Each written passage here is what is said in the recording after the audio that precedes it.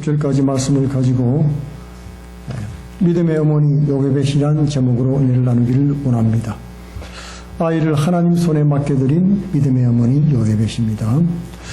오늘은 여선교회 모임이 있는 날이라 특별히 이 제목과 말씀을 준비를 했습니다. 오늘 말씀의 본문을 보면은 출애굽기 전반부에 속하는 말씀이 나오고 있는데요. 이스라엘 백성이 애굽에 내려가서 번성하게 되었습니다. 하나님이 약속하신 대로 됐지요. 그런데 이 땅에 요셉을 알지 못하는 그런 왕이 다스리게 되었습니다. 그러니까 더 이상 요셉에 대해서 호감이 없는, 이스라엘 민족에 대해서 호감이 없는 그런 왕조가 들어서게 되었던 것입니다. 그리고 그들은 눈앞에 보이는 이스라엘의 번성함을 보고 두려워했지요. 전쟁이 나면 적군과 내통을 해서 애굽을 칠까봐 겁이 났습니다. 그래서 그들을 노예로 삼고 피라밋을 짓는 그런 노예살이를 시켰지요. 그리고 남자가 나면은 죽이라고 산파에게 명령을 했는데 산파가 하나님을 두려워하는 여자였기 때문에 그렇게 하지 않았지요. 그러자 나중에는 조서를 내려서 남자아이를 낳으면 그 남자는 무조건 나일강에 버려서 아그밥이 되게 해라고 명령을 내렸던 것입니다. 나일강에 던지라, 죽이란 얘기죠. 얼마나 절망적입니까? 만약에 우리 시대가 그렇다면 한번 생각해 보세요. 우리 시대에 자녀를 낳았는데 다 죽여라. 너무나 끔찍한 일입니다. 절망적인 시대요. 믿음으로 살기에 너무나 어려운 그런 상황에 놓여 있었던 것입니다. 그런데 레위 지파 중에 아므람이란 사람이 있었는데 요게벳이라는 여자에게 결혼을 해서 아이를 낳았습니다. 3살 된 아이를 낳았는데 그 아이 이름은 아론이고 한 7, 8살쯤 된 딸을 낳았는데 그 딸이 이제 미리암이죠. 그죠? 미리암입니다. 그리고 3번째 아기가 태어났는데 그 아기가 아들이었던 거예요. 아들을 놓으면 다 죽이라 그랬으니까 얼마나 끔찍합니까? 어떻게 하겠습니까, 여러분? 죽일 수밖에 없었습니다. 살려두지를 않았습니다. 그런데 목숨을 걸고 아이를 숨겼습니다. 3개월 동안 아이를 숨겨서 더 이상 아이를 지킬 수 없는 그런 상황이 됐어요. 아이가 우는 소리도 커지고 징얼대고 이러니까 숨길 수가 없지요. 애굽은 갑작스럽게 변한 정치적인 상황 때문에 이런 이스라엘에게 재앙이 다가왔던 것입니다. 그리고 가장 소중하고 지키고 싶은 아이를 떠나보내야 되는 그런 상황이었습니다. 우리가 세상을 살다 보면은 갑작스럽게 어려운 상황이 다가올 때가 있지요.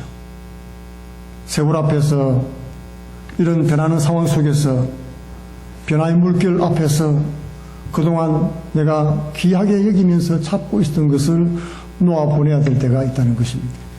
힘들게 키운 자녀지만 때가 되면 동가를 시켜야지. 그렇지 않습니까? 애지중지했지만은 이제는 학교도 가고 직장도 가고 하면은 다 내보내야 되는 것입니다. 아무리 내가 사랑하고 정을 쏟아도 할 수 없습니다. 결혼도 해야 되고, 그죠?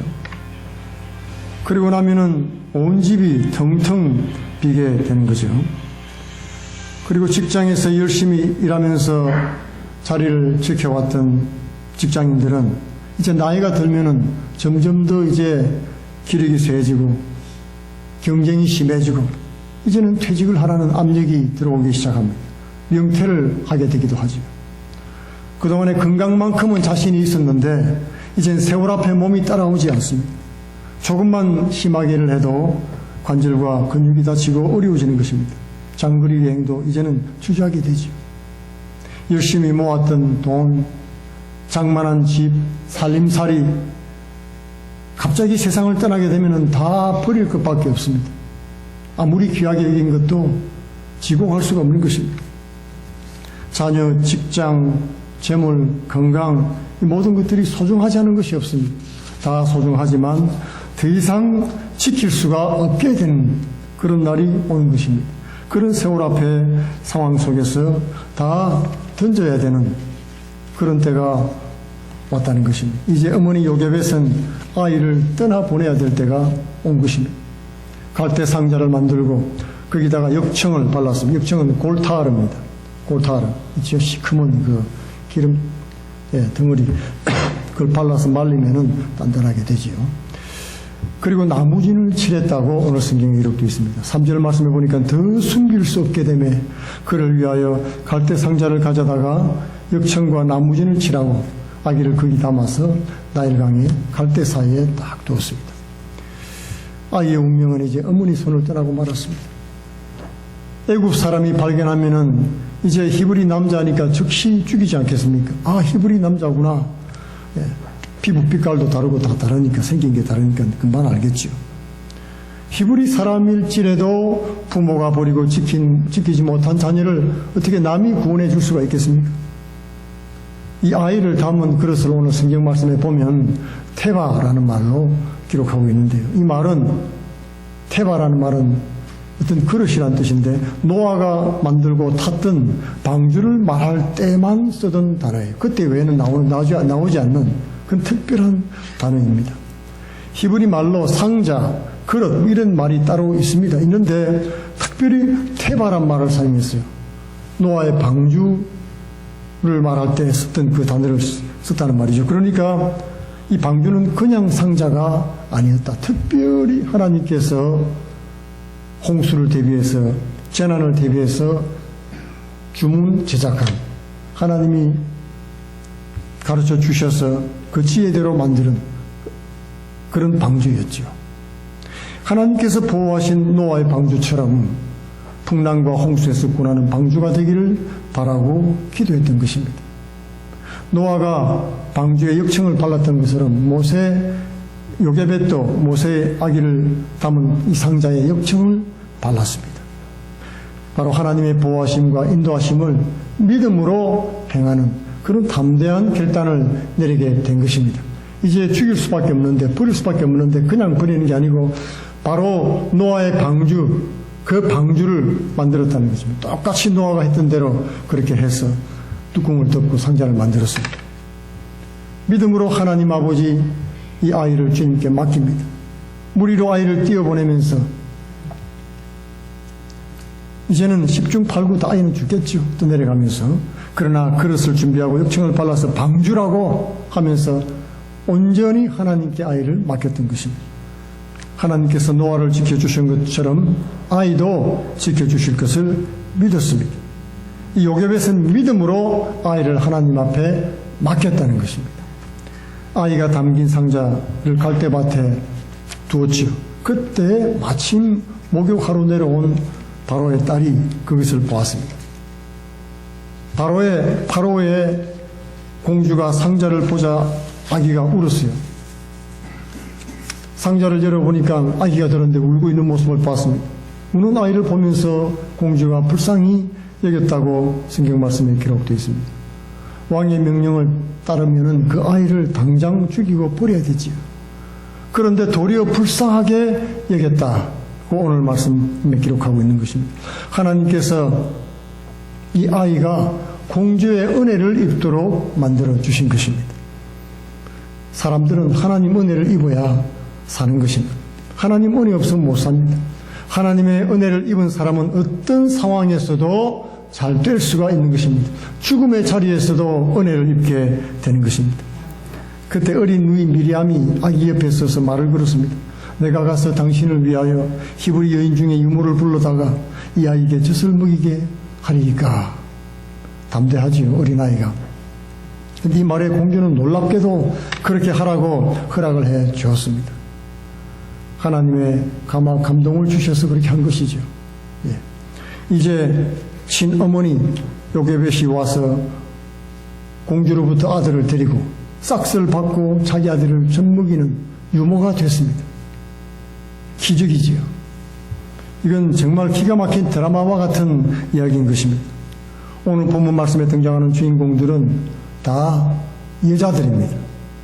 바로 왕이 남자 아이는 위협이 되니까 죽이고 여자는 별 볼 일 없으니까 살리라. 그렇게 얘기를 했는데 살리고 구원하시는 하나님의 일을 이루는 데 있어서는 이 여성들이 오늘 주역으로 나오고 있다는 것입니다. 솔직히 여러분 남자들이 하는 일이 무엇입니까? 부수고 무너뜨리고 죽이고 이런 남자들이 거의 다 해요. 그런데 반면에 여성들은 생명을 잉태하고 양육하고 보호하고 구원하는 일을 하는 것입니다. 그래서 남자들은 여성이 없으면 살 수가 없어요. 그렇게 되어 있습니다. 그래서 하나님께서 여성들을 특별히 창조하시고 아담에게 데리고 왔던 것입니다. 그래서 돕는 배필로 주었죠. 돕는 배필이라니까 이등 시민처럼 생각을 하는데 그게 아닙니다. 돕는 자가 없으면 설 수 없다는 뜻이에요. 홀로 설 수 없으니까 도와주는 것입니다. 이런 놀라운 구원을 여성들을 통해서 하나님 하기를 원하십니다. 하나님은 연약한 지체들을 더욱 귀하게 여기신다고 말씀했습니다. 그리고 그들을 통해서 강한 자를 부끄럽게 만드시는 것입니다. 그것이 하나님의 방법이지요. 이 세상은 강한 자들이 통치하는 것 같지만 사실은 그렇지 않습니다. 남자들을, 여러분 세상에도 그런 말이 있잖아요. 세상을 통치하는 것은 남자고 남자를 움직이는 것은 여자다. 그럼 누가 세상을 움직입니까? 여자들이 움직이는 것입니다. 믿음의 여인들을 통해서 하나님은 그분의 일을 이루어 나가시는 것입니다. 어머니 요게벳이 믿음으로 아이를 방주에 넣어 보냈습니다. 그럴 때 공주가 아이를 구했는데요. 사실 공주가 구원한 것이 아니고 하나님이 그 아이를 건져내어 구원하도록 해주신 것입니다. 사실은 하나님이 공주의 마음을 움직였던 거예요. 페이버를 얻게 해주었습니다. 우리 주님께서 탄생하실 때 하늘에서 소리가 들렸습니다. 천사들이 찬송하기를 하늘 높은 곳에서는 하나님께 영광이요 땅에서는 기뻐하심을 입은 사람들 중에 평화로다. 이 땅에 놀라운 평화가 있을 것인데 누구한테요? 기뻐하심을 입은 사람들 중에 하나님으로부터 페이버를 얻은 사람들이에요. 영어로 보면 그렇게 되어 있습니다. 하나님이 기뻐하시는 그런 사람들, 하나님의 백성들, 자녀들에게 평화가 있다는 것입니다. 이렇게 하나님은 그분의 페이버를 얻은 사람들에게 복을 주십니다. 여러분 성경에 나오는 요셉이 그 고난 중에도 애굽 땅에 가서 승승장구하고 기적적으로 여러분 애굽 총리까지 된 것은 어째서 그렇게 된 것입니까? 말씀 중간중간마다 하나님께서요 그렇게 해주셨다고 되어 있어요. 하나님께서 페이버를 주신 겁니다.